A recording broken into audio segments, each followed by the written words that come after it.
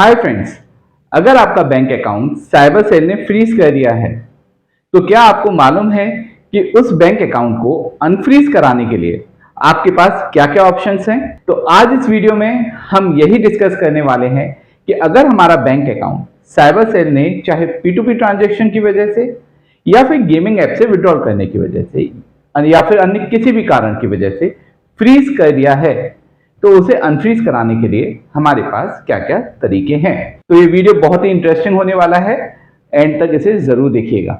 Hello friends, welcome to online legal centre. मैं advocate Ayushkar आपका स्वागत करता हूं अपने इस यूट्यूब चैनल पर, जहां हम आपके लिए लीगल टॉपिक से रिलेटेड लेटेस्ट इंफॉर्मेटिव वीडियोस लाते हैं और आपको लीगली अपडेटेड रखते हैं। बैंक अकाउंट फ्रीज से रिलेटेड और इंफॉर्मेटिव वीडियोस देखने के लिए आप हमारी प्लेलिस्ट पर भी विजिट कर सकते हैं। तो चलिए अब देरी ना करते हुए आज के टॉपिक को शुरू करते हैं।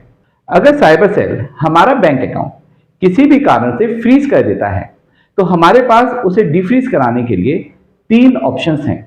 अब बैंक अकाउंट डिफ्रीज कराने के तीनों ऑप्शन जानने से पहले हमें वो जरूरी डॉक्यूमेंट्स कलेक्ट करने हैं जो बैंक अकाउंट डिफ्रीज कराने के लिए बहुत जरूरी होते हैं। अब ये जरूरी डॉक्यूमेंट्स क्या हैं, इनको बैंक से कैसे कलेक्ट करना है, ये जानने के लिए या समझने के लिए हमने अलग से वीडियो बनाया है, जिसको आप हमारे आई बटन पर क्लिक करके भी देख सकते हैं या हमारी प्लेलिस्ट पर विजिट करके भी देख सकते हैं।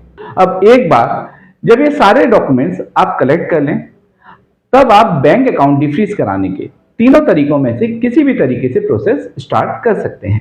अब हम जानते हैं ये तीनों तरीके क्या हैं, लेकिन इससे पहले मैं आपको एक जरूरी बात बता दूं। हमने अपने P2P ट्रेडर्स दोस्तों के लिए एक नया मंथली सब्सक्रिप्शन प्लान स्टार्ट किया है, जिसको ज्वाइन करने से आप बैंक अकाउंट फ्रीज से रिलेटेड सभी टेंशन से फ्री हो सकते हैं और P2P ट्रेडिंग इजीली कर सकते हैं। इस टेंशन फ्री प्लान का लिंक डिस्क्रिप्शन में दिया गया है। आप हमारी हेल्पलाइन नंबर पर भी कॉल करके प्लान के बारे में और अधिक जानकारी ले सकते हैं।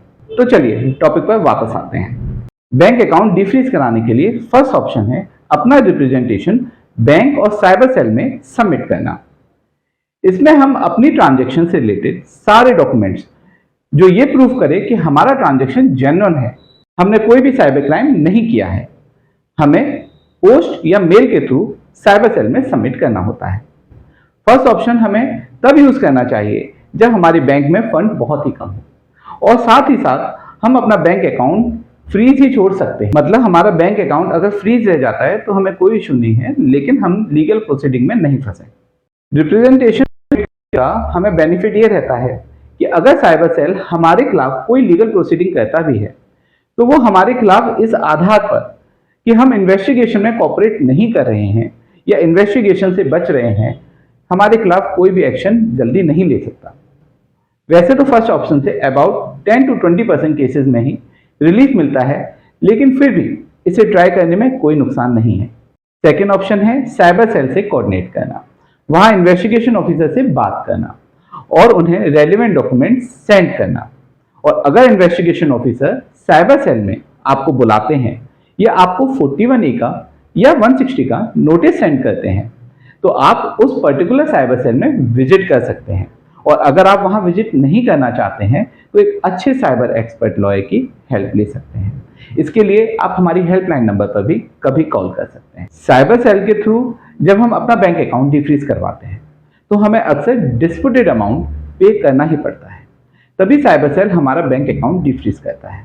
अब इसके लिए साइबर सेल ऑफिसर कंप्लेनेंट से कोऑर्डिनेट करते हैं, दोनों पार्टी से एफिडेविट पर साइन करवाते हैं और सेक्शन 91 CRPC में एक ऑर्डर मेल बैंक को सेंड करते हैं, जिसे NOC कहते हैं, और इसमें आपका बैंक अकाउंट डिफ्रीज करने का ऑर्डर होता है। थर्ड ऑप्शन है कोर्ट के थ्रू।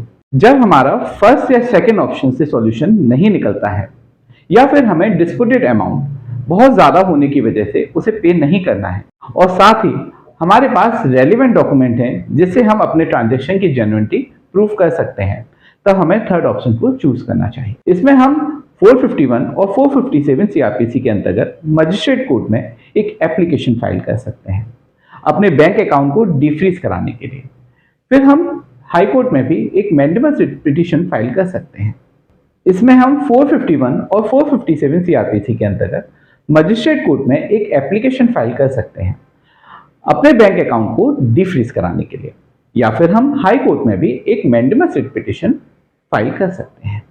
कोर्ट प्रोसीडिंग के लिए भी आपको एक अच्छे साइबर एक्सपर्ट एडवोकेट की जरूरत होती है और इसमें हम आपकी पूरी हेल्प करते हैं। ऑनलाइन लीगल सेंटर एक लॉ फर्म है। हमारे ऑफिसेज ऑल ओवर इंडिया हैं। भारत में कहीं भी बैंक अकाउंट फ्रीज होने पर आप सीधे हमारी हेल्पलाइन नंबर पर कॉल करें और हमारे साइबर एक्सपर्ट लॉयर की हेल्प लें और अपना बैंक अकाउंट डिफ्रीज कराने की प्रक्रिया पूरी करें।